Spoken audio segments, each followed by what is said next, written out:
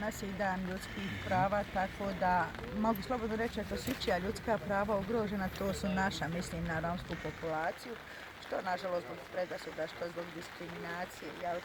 I ono sve što mi pokušavamo i ukazujemo na položaj s akcentom na romske žene, nekako mislim da to sporo ide kad su u pitanju ostvarivanje naših osnovnih ljudskih prava. Ono što smo mi radili kroz 16 dana aktivizma jeste da smo imali niz aktivnosti, imali smo predstavnike institucija sastanak, znači sa institucijama imali smo sastanak u zajednici, imali smo i druge aktivnosti, ovo kao zaključnu, završnu aktivnost, izašli smo danas na ulicu da sa našim, ajde možemo ga slobodno reći, malim performansom, to jest sa ovim što smo napisali na ovim flipchartovima, da kažemo da ukažemo na jedan način na položaj žena Romkinja i da razgovaramo sa našim sugrađanima i sugrađankama. Međutim, kako je ovo kiša, evo danas, poslije nekoliko vremena juče, kiša nas je danas uhvatila, ali svakako mi ne odustajemo od onog što smo započeli i mi smo ipak izašli da pokažemo našim prolaznicima kakav je položaj žena.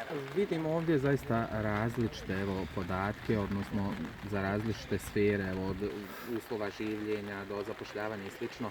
Zaista poražavajući podaci kada je u pitanju romska populacija. To jeste, ovo je samo uzorak na 1000 žena, jer mi smo radili jedno istraživanje položaja žena Romkinja gdje smo uzeli uzorak 1000 žena i ako na 1000 žena vidite ovako poražavajuće podatke, onda možete misliti kakva je situacija sa ženama, sa Romkinjama u Bosni i Hercegovini.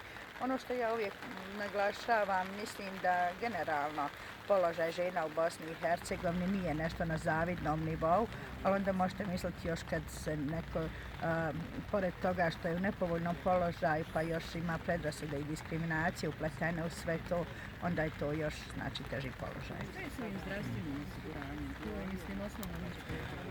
Pa jest, sve su naša osnovna ljudska prava. Vidite, mi imamo jednu kampanju koju svake godine kroz saradnju sa našom ženskom romskom mrežom organizujemo po mjesec dana ženskog romskog aktivizma i pod nazivom, slogan nam je sad prošle godine i ove godine moje pravo ne privilegija. Upravo iz tog razloga što mi svi čim se rodimo imamo pravo, to su naša univerzalna prava, pravo na zdravstveno obrazovanje, stanovanje, sva ta prava koja imamo i mi ne tražimo ništa što nam ne pripada. Mi tražimo samo ono što nas slijedi, što bi rekli. Sa zdravstvenim osiguranjem je jako teško. Puno žena, recimo negdje oko 70% još uvijek nije u sistemu zdravstvene zaštite. Iz ko zna više kojih razloga, neki nemaju lične dokumente, neki nemaju informacije, neki su zakasnili na onaj rok koji